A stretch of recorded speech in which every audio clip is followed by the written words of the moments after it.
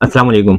2025 गुजर गया, 2026 का आज पहला दिन है और 2026 के T20 वर्ल्ड कप में खबरें आ रही हैं कि बाबर आजम स्क्वाड से बाहर होंगे और हम बात करेंगे 2025 में सबसे पाकिस्तान का लक्की खिलाड़ी कौन रहा। तो हम पहले बात कर लेते हैं 2026 के T20 वर्ल्ड कप के हवाले से। बाबर आजम की खबरें आ रही हैं और सोशल मीडिया पे गर्दिश कर रही हैं खबरें कि बाबर आजम को T20 के वर्ल्ड कप से बाहर रखा जाएगा। मेरे ख्याल में ये पाकिस्तान के लिए बड़ा नुकसान होगा कि बाबर आजम को T20 वर्ल्ड कप से बाहर करते हैं तो, क्योंकि देखें आपके पास बाबर आजम की बराबर का प्लेयर कौन है। बाबर आजम के साथ का खिलाड़ी कोई भी नहीं है। आप देखें अगर तो बाबर आजम को आप आउट करते हैं तो आपके पास कितने खिलाड़ी हैं जो 150 प्लस स्ट्राइक रेट वाले हैं, सिवाय एक हसन नवाज के, और हसन नवाज का कोई चांस नहीं है कि वो T20 वर्ल्ड कप में है। बाबर आजम अगर T20 वर्ल्ड कप से बाहर होते हैं तो आप देखें आपके पास फिर बड़ी मुश्किल हो जाएगी सरवाइव करना। स्पिन ट्रैक होंगी, वहां पे लो स्कोरिंग मैचेस होंगे। आपको बाबर आजम, मेरा तो मानना यह है कि मोहम्मद रिजवान का भी टीम में शामिल होना बहुत जरूरी है अगर तो वर्ल्ड कप में अच्छी परफॉर्मेंस दिखानी है।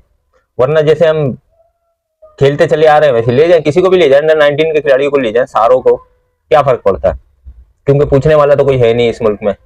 अगर बाबर आजम जाते हैं, देखें एक तो टीम को लेके चलने वाला, दूसरा मैच की सिचुएशन के हिसाब से बैटिंग करना, ये बाबर आजम के अंदर दोनों चीजें हैं। फखर जमान आउट ऑफ फॉर्म है इस वक्त, फखर जमान के भी चांसेस हैं कि वो वर्ल्ड कप में जाएंगे, लेकिन बाबर आजम की मैं सिर्फ इसलिए बात करूंगा कि सोशल मीडिया पे फॉर्मर क्रिकेटर बैठकर बहुत सारी बातें कर रहे हैं बाबर आजम के मुतालिक। हर कोई अपनी दुकान चमकाने में लगा हुआ है, चंद व्यूज की खातिर बहुत सारे लोग बहुत सारी उल्टी सीधी बकवास करते हैं। तो मेरे ख्याल में कि बाबर आजम तो T20 वर्ल्ड कप में होने चाहिए, मोहम्मद रिजवान भी होने चाहिए, क्योंकि आपको वहां पे बहुत ज्यादा स्ट्राइक रेट से बैटिंग नहीं करनी। 140 150 हद है 160 स्कोर बनेंगे वहां। हाँ, इंडिया के ग्राउंडों में जो मैच होंगे वो हाई स्कोरिंग मैच होंगे, क्योंकि इंडिया तो वैसे फट्टी फट्टा विकेट बनाता है।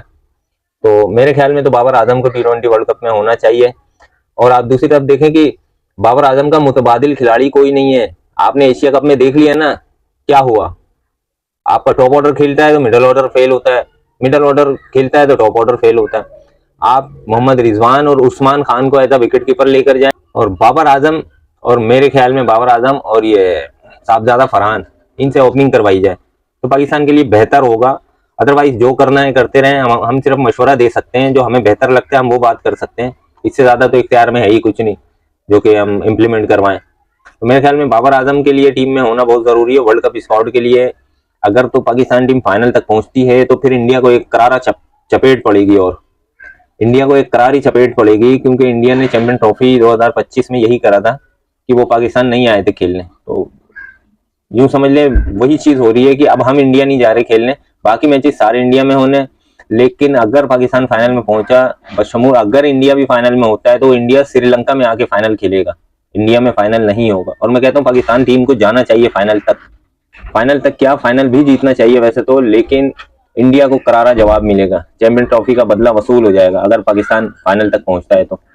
मेरे ख्याल में साहबजादा फरहान और बाबर आजम से ओपनिंग करवानी चाहिए। उसकी वजह यह है कि देखें साहबजादा फरहान इन फॉर्म बैट्समैन है, और दूसरी तरफ बाबर आजम को लेते हैं तो वो स्लो स्लो स्ट्राइक रेट जो है अपना मेंटेन रखते हैं। तो कहने का मकसद ये है कि एक तरफ अगर आपको रन चाहिए तो साहबजादा फरहान रन बनाएंगे, दूसरी तरफ कोई अगर थोड़ी बहुत स्लो बैटिंग भी करते हैं तो विकेट हैंड होगी ना, तो आखिरी 5 ओवर 7 ओवर में आप आराम से 60-70 रन बना सकते हैं।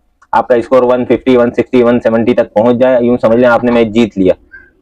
और दूसरी तरफ 2025 का अखलौता खिलाड़ी है पाकिस्तान क्रिकेट में जिन्होंने ऑल फॉर्मेट 2025 के सारे मैचेस खेले, उनका नाम है सलमान अली आगा, जिसमें पाकिस्तान ने 34 T20 मैचेस खेले हैं, 17 ODI मैचेस खेले हैं और 5 टेस्ट मैच खेले।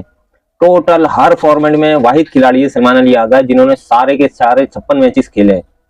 मैं अखलौता खिलाड़ी इसलिए कह रहा हूं कि सारे मैचेस खेले हैं, और दूसरा आप देखें कि 17 ODI मैचेस में से 7 पाकिस्तान ने जीते और 10 मैचों में पाकिस्तान को शिकस्त हुई, जिसमें चैंपियन ट्रॉफी के मैचेस भी शामिल हैं।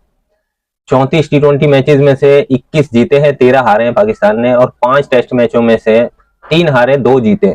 ओवरऑल परफॉर्मेंस देखी जाए तो टोटल 56 मैचेस हुए हैं, जिसमें से 30 मैचेस जीते हैं, और 30 में से भी मैं आपको बताता चलूं कि UAE अफगानिस्तान से ट्राई नेशन सीरीज हुई थी T20 की एशिया कप से पहले, फिर अभी जो है श्रीलंका और जिम्बाब्वे से ट्राई नेशन सीरीज हुई थी। ये छोटी टीमें हैं, बांग्लादेश को हमने घर में हराया था, तो इसीलिए शायद 34 में से 21 मैचेस जीत गए।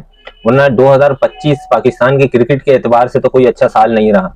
क्योंकि हमारे बिला वजह के कप्तानी चेंज होती रही है।